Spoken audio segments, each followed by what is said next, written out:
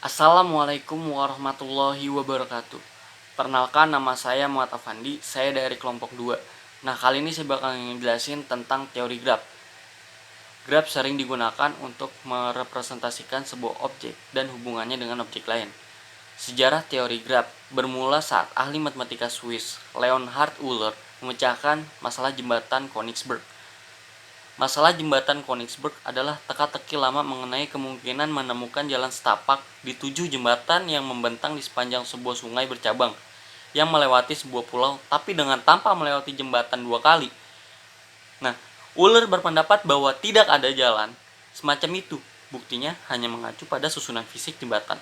Namun, intinya dia membuktikan teorema pertama dalam teori graf. Seperti yang digunakan dalam teori grafik, grafik istilah tidak mengacu pada grafik data, seperti grafik garis ataupun grafik batang. Sebaliknya, ini mengacu pada sekumpulan simpul dan tepi yang menghubungkan simpul. Bila dua simpul digabungkan lebih dari satu tepi, grafiknya disebut multigraf. Grafik tanpa loop dan paling banyak satu tepi antara dua simpul disebut grafik sederhana. Nah, grafik diasumsikan mengacu pada grafik sederhana bila setiap simpul dihubungkan oleh ujung ke setiap titik lainnya. Grafik disebut grafik lengkap. Bila sesuai arah, dapat diberikan ke masing-masing ujung untuk menghasilkan apa yang dikenal sebagai grafik terarah. Nah, graf pada dasarnya mempunyai komponen berupa simpul dan sisi pada graf tersebut sehingga membentuk graf terbuka dan graf tertutup, sehingga membentuk sejumlah lintasan dan sirkuit. Sehingga pada teorema graf telah dapat menyelesaikan tanda tanya dalam penyelesaian teka-teki jembatan Königsberg dengan solusi masalah yang sama. Nah, Kita masuk ke pertemuan 2 tentang jenis-jenis graf. Yang pertama, graf sederhana. Graf sederhana adalah graf yang tidak memiliki sisi ganda dan loop. Yang kedua, graf tak sederhana, yaitu graf yang mengandung sisi ganda atau loop. Yang ketiga, graf tak berarah. Graf yang sisinya tidak mempunyai orientasi arah. Yang keempat, graf berarah, yaitu graf yang setiap sisinya diberikan orientasi arah. Di sini saya akan menampilkan dari jenis-jenis ini. Saya akan menampilkan foto tentang graf sederhana, graf tak sederhana, graf tak berarah, dan graf berarah.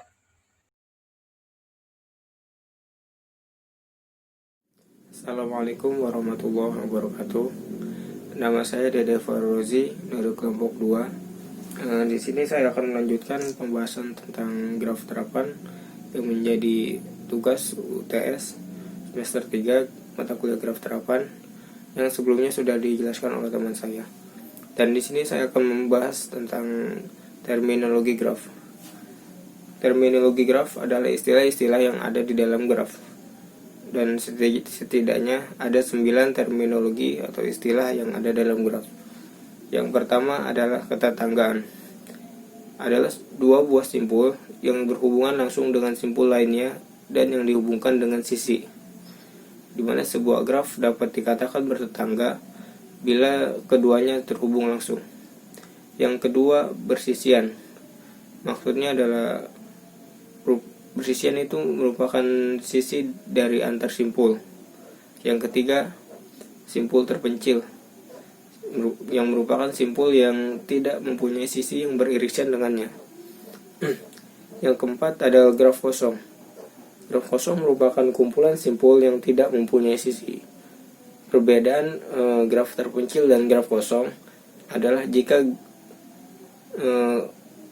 simpul terpencil bisa ditemukan di salah satu graf yang ada sisinya, tapi kalau graf kosong adalah graf yang sama sekali tidak mempunyai sisi.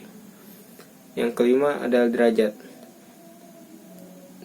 Dalam derajat, jumlah sisi yang derajat merupakan jumlah sisi yang beririsan dengan simpul, dan jumlah derajat dapat dihitung dari jumlah panah yang masuk dan keluar.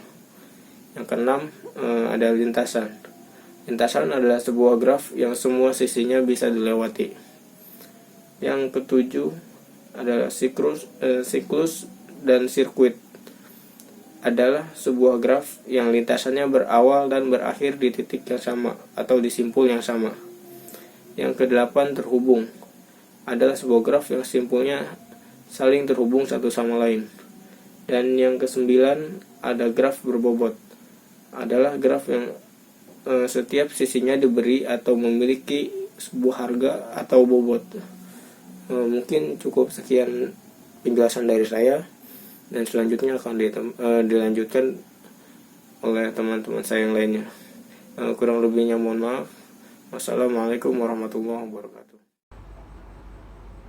Assalamualaikum warahmatullahi wabarakatuh.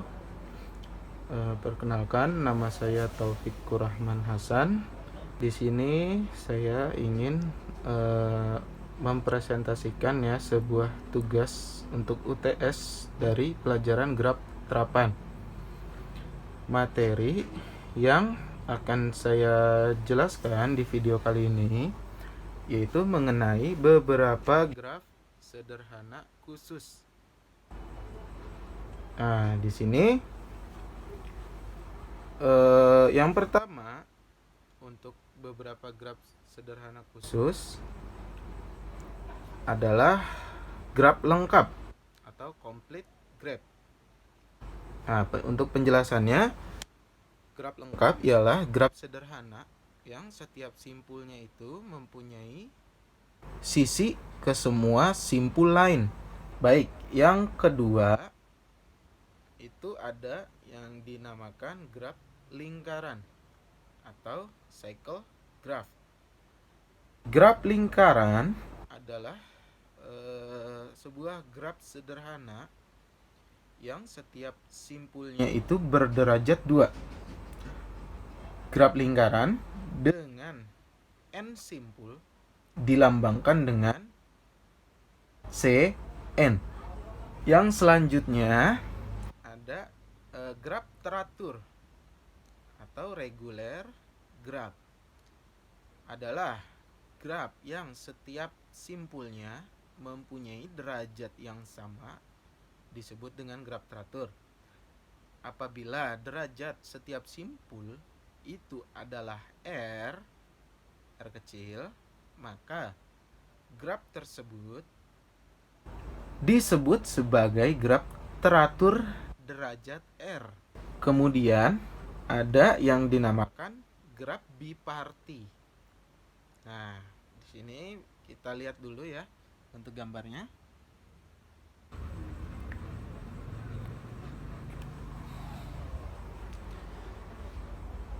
Penjelasannya, graf G yang himpunan simpulnya dapat dipisah menjadi 2 himpunan bagian V1 dan V2.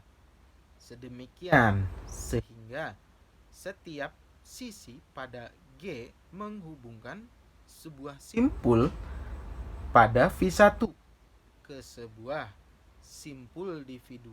Nah, itu disebut graf biparti. Kemudian ada graf isomorfik. Nah, kita lihat dulu mungkin gambarnya ya. Untuk isomorfik G1, G2 dan G3-nya.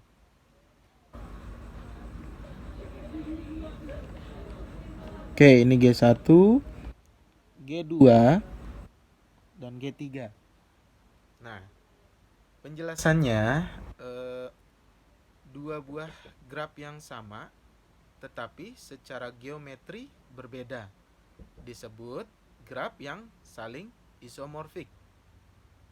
Dua buah graf G1 dan G2 itu dikatakan isomorfik jika terdapat korespondensi satu-satu antara simpul-simpul keduanya dan sisi-sisi keduanya. Sedemikian sehingga hubungan kebersihan tetap terjaga. Dengan kata lain, misalkan sisi E bersisian dengan simpul U dan V di G1 gambar yang tadi, maka sisi E yang berkorespondensi di G2 juga harus bersisian dengan simpul U dan V di G2. Oke, demikian untuk presentasi saya mengenai graf sederhana khusus.